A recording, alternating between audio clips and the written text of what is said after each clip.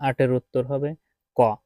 8-এর উত্তর ক হবে কি হবে, দেখো এখানে হচ্ছে বলে দিছে যে কোন দুইটা আয়নার মাঝে কোণ হচ্ছে 80 ডিগ্রি, এবং প্রথম আয়নায় 50 ডিগ্রি কোণে আলো ফেলা হলো, অর্থাৎ এই আয়না থেকে প্রতিফলন কোণ 50 ডিগ্রি হবে। এই আয়নার প্রতিফলন কোণ হচ্ছে দ্বিতীয় আয়নার আপতন কোণ, অর্থাৎ দ্বিতীয় আয়নার আপতন কোণও 50 ডিগ্রি হওয়া উচিত, কিন্তু দুইটা আয়নার মাঝে কোণের পার্থক্য হচ্ছে 80 - 50 অর্থাৎ 30। এ কারণে প্রথম আয়না থেকে দ্বিতীয় আয়নায় 30 ডিগ্রি কোণে আলো প্রতিফলিত হবে। এরপর আসো 9-এর উত্তর গ। 10-এর উত্তর খ, যে এই 10 নম্বরে বস্তুর ভরবেগের মান গতিশক্তি সমান হলে বস্তুটির বেগ কত হবে। তো এইটার ব্যাখ্যা হচ্ছে এরকম যে ভরবেগ সমান গতিশক্তি, ভরবেগ সমান গতিশক্তি, M V equal to half M V square. এখান থেকে ক্যালকুলেশন করলে বেগ ভি এসে হচ্ছে 2।